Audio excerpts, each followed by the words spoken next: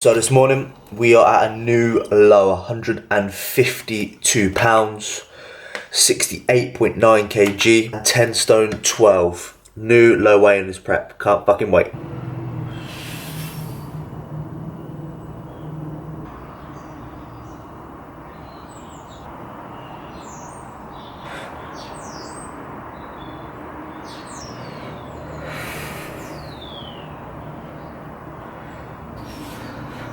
Sorry about the arse as well. A lot of people are going to complain about the arse. Get over it, it's just an arse.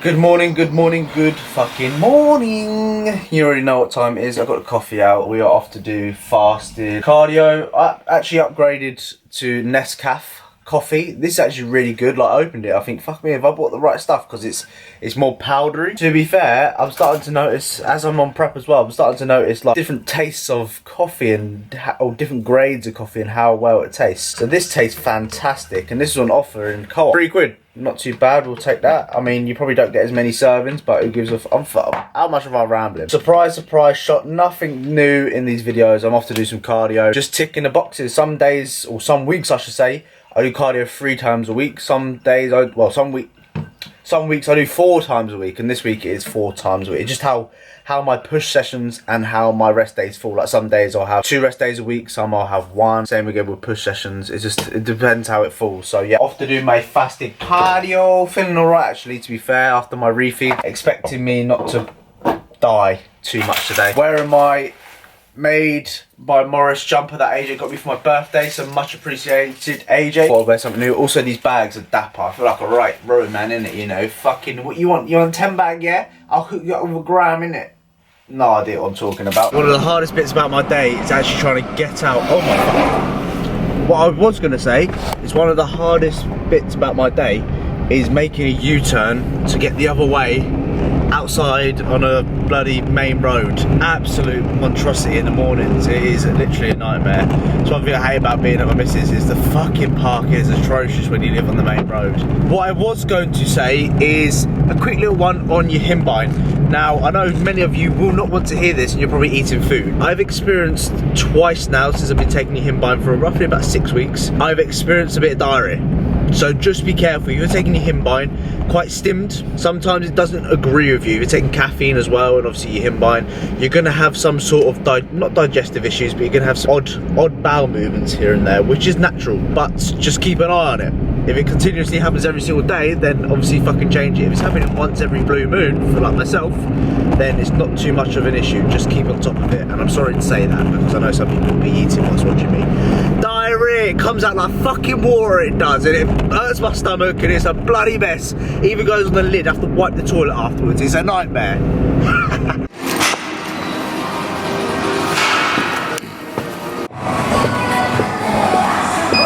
So now, my friends, is cardio done. What I've been doing on the last final minute, or the final 10 calories, is I've been bumping up to, I'll do level 12 consistently for 30 minutes. I'll bump it up to level 15, and I'll just go for those last 10 calories. I'll keep my head down, just think, fucking hell, George, last 10 calories, get it done. And that last minute or 45 seconds or so, very hard, but it feels rewarding after you've done it, you know. When you finish cardio, you think, fuck it, that is over and done with. I worked hard. That's the longest I've not kept my hands on here. I did it for roughly about 25 minutes, and then the last 5 minutes I had to put my hands on, just get a drink and stuff like that, because there's no, if I'm drinking fucking with no hands, that's going to be an absolute mess, sweating left, right and centre. But apart from that, all good. Gonna do some steps now, and then I've got to go home and PT and stuff like that, so nothing crazy. That nice fresh feeling when you step outside the gym of just fresh air. It smells a bit shit around here, but still fresh air. That was easier today. Main reason behind that is because obviously I believe that it was my refeed. Obviously I got more glycogen, more energy, feeling a little bit fuller, so I expect it to be easier. And as I flatten out over the week, I expect it to get harder again. But overall, positive start to the day from a mindset standpoint, which is, for me, something I need to work on. I don't even know if you can actually see me. There we go. For me, that's something I need to work on, because my mindset is horrendous sometimes. So if I can try and keep positive throughout the day, A few hours have passed and I am back at home cooking up my first meal of the day. It's a rest day for me today. What essentially I try and do on my rest days is reduce obviously my caffeine intake. I try and stay away from it. As you probably may already know, I'm very stimmed out at the moment from Yohimbine. I'm using pre-workout on my lower body sessions. I'm using caffeine pre-workout as well. Also caffeine pre-cardio with my Yohimbine. So I'm really stimmed out. So essentially I want to try and reduce that on my rest days. And I've been sticking to the 7-Up Sprite, whatever you want to fucking call it, which is free of sugar, free of colour and free of caffeine as well. So a little rest day treat for me. I normally stick to the 7-Up free. So give that a shot if you're trying to stay away from caffeine. So what I've done here is I've left the yolk slightly runny, so I'm going to save that. What I'm going to do is I'm going to work around that area. So I'm going to eat all this first and save that little bit till last. That is going to be peng. Of course, the mustard and the ketchup goes on top. Absolute game changer. While I'm here, I'll give you a little taste test of this. Let's pretend I haven't drunk 3/4 of it and this is just me trying it for the first time ever.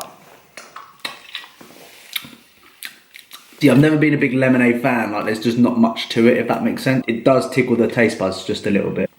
Does it taste like normal Sprite? A little bit softer. You know when you drink a sugary drink, it's like drinking Diet Coke compared to normal Coke. If you're used to drinking Diet Coke, and when you have normal Coke, you're like, oh, fucking hell, that's got a bit of a kick to it. It's pretty much the same as this, like Sprite with, well, it is Sprite with no sugar in it.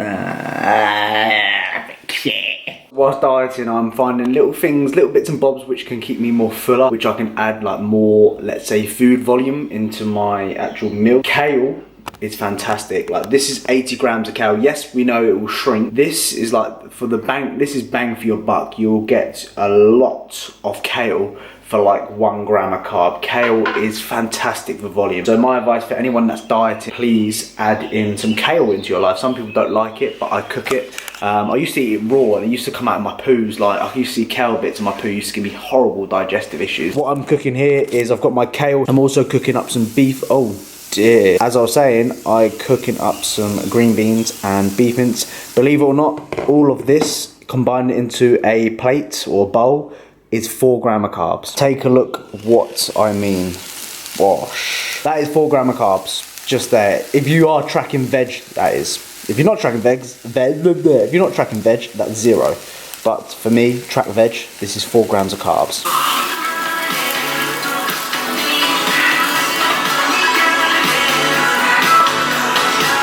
Don't worry, we were like 4 hours ago. Yeah.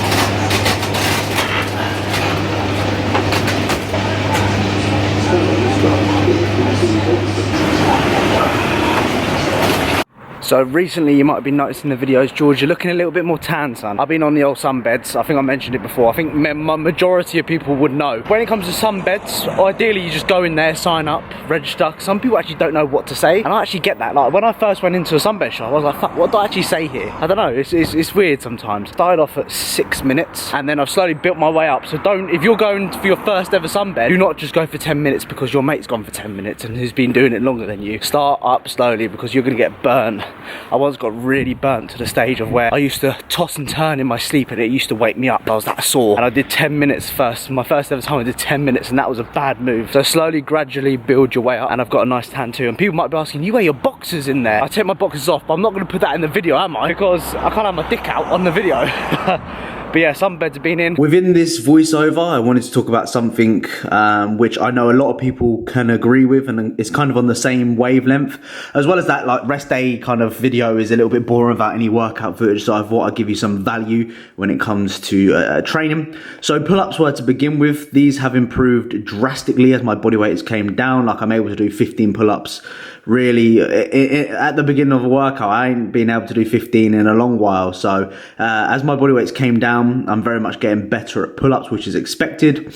Now, this is one thing which I've avoided for such a long time, and this is lower back loading. And this is the main topic of this voiceover, is do not neglect things which you know you are not good at. We've all been in that situation where we avoid exercises, mainly because we can't load as much as what we want to, mainly because it's a hard movement. Like a deadlift, it is a really hard movement, and I'm guilty of this. Like, my lower back loading is far from impressive. I can't do much. Like, my top sets at the moment, 160 for like 6 reps, 140 for like 10 reps on a deadlift. You're probably sitting there going, oh fuck me, I can do more than that, George, that's shit.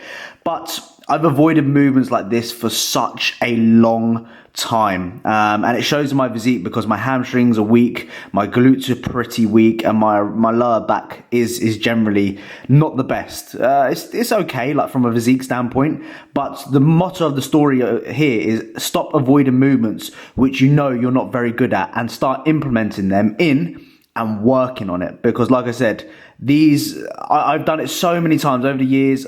Any lower back loading movement I've just avoided. I can't load much on it, not very good at it, I won't bother doing it. And that's where I'm missing that certain aspect in my physique. So word of the day, or advice of the day from this video is stop avoiding movements which you know you are struggling with. So sit down right now, think to yourself, right, what the fuck am I shit at?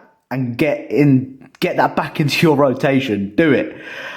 Second exercise or third exercise was a barbell row. What I'm trying to do here is hips back, chest high, tight core, and we're rowing in to the lower abs. I then moved on to like a seated chest supported row here. Why I've done this is because ideally, like if you keep rowing or doing any kind of lower back loading, your lower back is going to give way, which is not going to enable you to actually recruit the muscles that you want to, due to obviously lower back fatigue. So it's good to implement a bit of both. So like a barbell row, and then obviously a chest supported row where you can actually focus on driving your elbows back and retracting the scapula.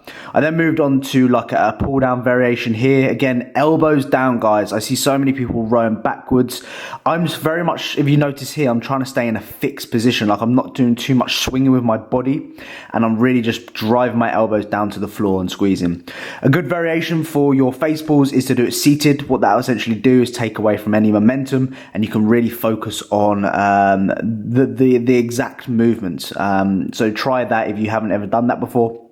And also, this is one really good bicep exercise which I connect with.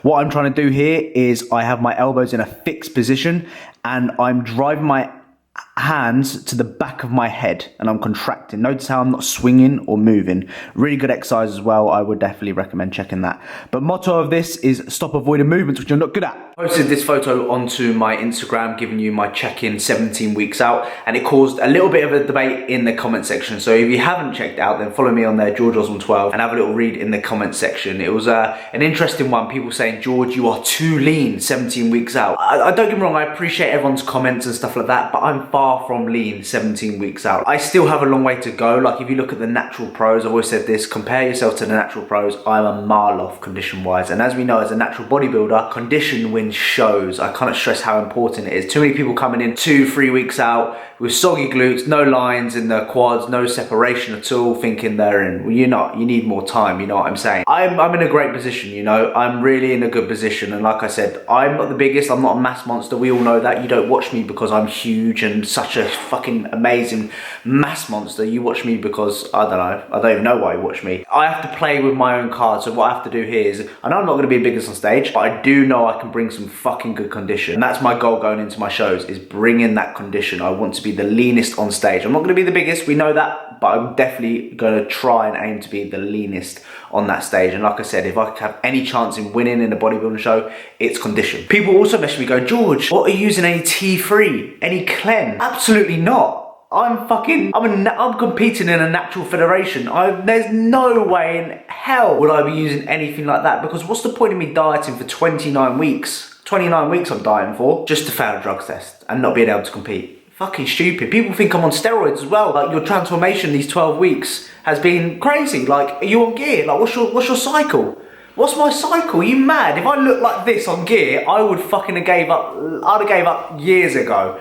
I would have definitely gave up. And remember, I'm 150 pounds. 150 pounds.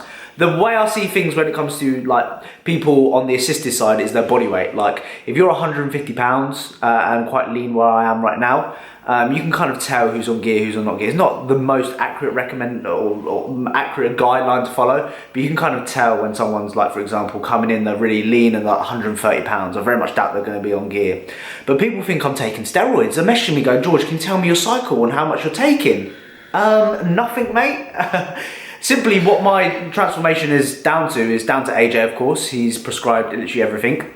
And from my end of things, like, don't get me wrong, AJ has he can only do a certain amount. He can prescribe me what I need to do to get to where I am today, but it's down to myself to do that. Like, I can give anyone the exact tools to get to where they want to be, but it's down to yourself to do that. I'm not missing any training sessions, cardio, I'm not missing anything, steps, nothing at all. Macros, if you look at my macros every single day on my data sheets, I'm not missing absolutely anything.